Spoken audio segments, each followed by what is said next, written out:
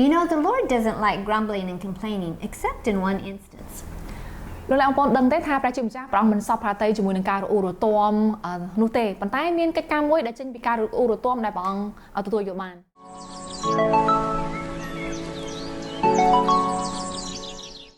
Hi, I'm Cindy. សួស្តីខ្ញុំពិសី Today we're going to read Psalm 55, verse 17 and 18. ថ្ងៃនេះយើងនឹងអានទំនុកដំកើងចំពុកទី55ខ17ដល់18 Says this, I complain and groan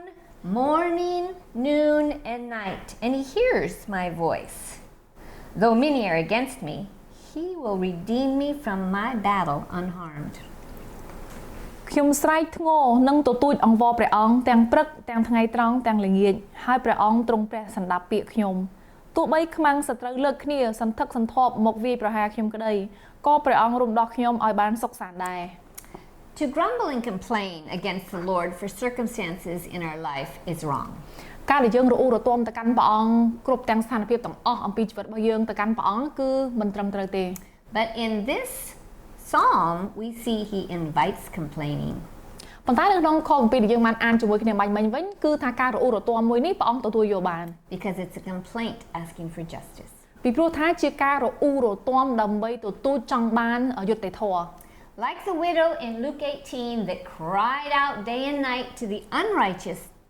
judge for justice. ដូចជាស្ត្រីមេម៉ាយម្នាក់នៅក្នុងសភៅលូកាដែលគាត់ទៅទទូចគាត់ទៅចង់បានយុត្តិធម៌ពី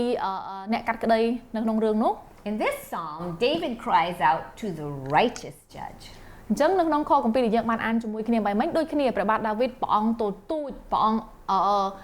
ចង់បាននៅយុត្តិធម៌សម្រាប់ព្រះអង្គដូចគ្នា Yeah, he's the judge of the universe. ព្រះជាម្ចាស់ព្រះអង្គជាអ្នកដែលនឹងកាត់ក្តីពិភពលោកទាំងមូល When we as God's children are illegally violated, អញ្ចឹងនៅពេលដែលយើងដែលជាកូនរបស់ព្រះអង្គត្រូវបានគេបំពានយើង then God invites us to draw near to him and plead our case to him. ព្រះអង្គបានហៅយើងឲ្យយើងចូលទៅកាន់ព្រះអង្គហើយយើងអាចរអ៊ូរទាំអាចប្រាប់ព្រះអង្គអំពីហេតុការណ៍ទាំងអស់បាន God is just, God is righteous, he will hear our case. ព្រះអង្គជាព្រះដែលយុត្តិធម៌ព្រះអង្គជាព្រះដែលសុចរិតព្រះអង្គនឹងស្ដាប់អំពីករណីរបស់យើង Whatever the enemy has stolen from me, he will demand the enemy to restore. អ្វីដែលមានសត្រូវវាមកលួចចេញពីជីវិតរបស់យើងព្រះអង្គនឹងបញ្ជាខ្មាំងសត្រូវទាំងអស់នោះឲ្យសងយើងវិញ When my life is stripped bare through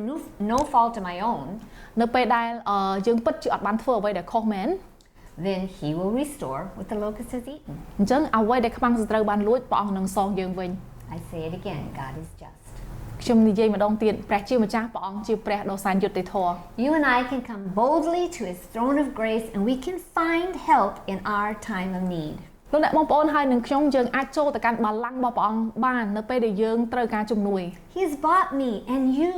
for himself and he will fight our legal battles. ព្រះអង្គបានទិញយើងព្រះអង្គបានប្រោះលោះយើងជាមួយនឹងព្រះលោហិតរបស់ព្រះអង្គហើយដើម្បីឲ្យយើងមានសិទ្ធិស្របច្បាប់ជាកូនរបស់ព្រះអង្គពេញសិទ្ធិដូច្នេះព្រះអង្គនឹងជួយយើង We can rest in this promise. ហើយយើងអាចសម្រាកបាននៅក្នុងព្រះបន្ទូលសន្យាមួយនេះ The Lord will hear my voice and he will fight for me. ព្រះអង្គទ្រង់នឹងឮ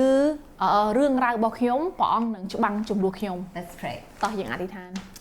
Lord, thank you that you allow us to come to you when we feel the enemy is waging war against us. បងឲ្យគុណអរព្រះគុណទ្រង់ដែលព្រះអង្គនៅតែស្វាគមន៍យើងព្រះអង្គឲ្យយើងចូលទៅកាន់បល្ល័ង្ករបស់ព្រះអង្គបាននៅពេលដែលខ្មាំងសត្រូវមកបំផ្លាញជីវិតរបស់យើង You are just. ព្រះអង្គជាព្រះដ៏សែនយុត្តិធម៌ Always do what's right. ព្រះអង្គតែងតែធ្វើនៅកិច្ចការដែលត្រឹមត្រូវ And all your ways are indisputable. ហើយរបៀបរបស់ព្រះអង្គពិតជាមិនអាចតថ្លៃបាន There's nothing hidden from your sight. គ្មានអ្វីដែលលាក់កំបាំងពីព្រះនេតរបស់ព្រះអង្គទេ You see all, you know all. ព្រះអង្គទ្រង់ទតឃើញទាំងអស់ព្រះអង្គទ្រង់ជ្រាបទាំងអស់